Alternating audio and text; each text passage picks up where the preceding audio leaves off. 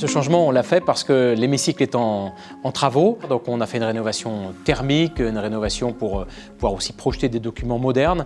Et donc ces travaux sont en cours. Donc on a fait cette assemblée dans la bibliothèque. C'est assez particulier, mais on a quand même trouvé une qualité des débats qui ont été permis de débattre sereinement des sujets qui sont ceux de l'avenir du Morbihan. En effet, en ce moment, il y a des travaux de modernisation de l'hémicycle, ce qui est une bonne chose, parce que c'est un hémicycle qui n'est pas tout neuf. Les principales orientations budgétaires, c'est de continuer à être sérieux et ambitieux. Néanmoins, effectivement, pour revenir sur les aspects de fonctionnement, c'est plus 25 millions quand même d'euros dans les politiques sociales, 442 millions. Et puis à côté de ça, près de 200 millions d'investissements. On a proposé quelque chose qui est l'allocation jeunes adultes. Quand on est jeune adulte, on dépend complètement des solidarités familiales pour ses études, pour prendre de l'autonomie. Et nous, il nous semble que ce serait une mesure d'égalité sociale que l'on défend. Le département du Morbihan est réputé pour être l'un de ceux qui, en France, aident le plus les collectivités territoriales. C'est près de 70 millions l'année dernière. Eh bien, nous avons des équipements publics qui arrivent, des crèches, des salles communales, des mairies qui sont refaites, de la transition énergétique. Et donc, nous accompagnons tout cela.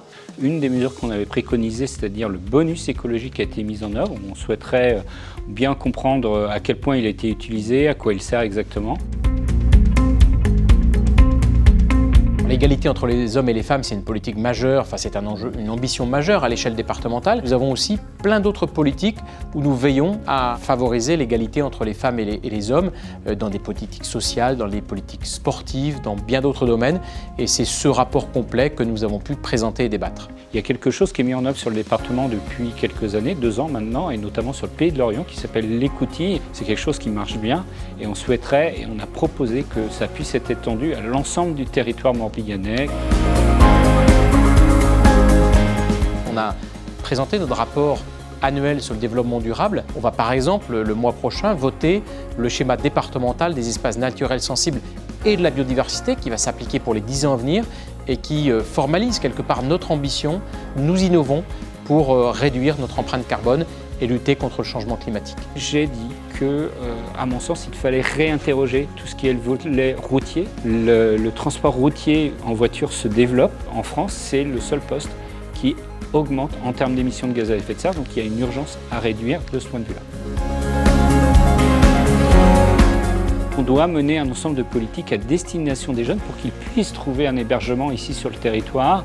On a parlé notamment le fait d'augmenter la dotation qui est donnée aux foyers jeunes travailleurs, puisqu'aujourd'hui c'est une demande de beaucoup de jeunes qui essaient de venir travailler dans le Morbihan. Je pense que celle sur laquelle il faut particulièrement insister, c'est quand même les orientations budgétaires. C'est le point majeur de cette session. C'est là où on a formalisé notre ambition pour le département.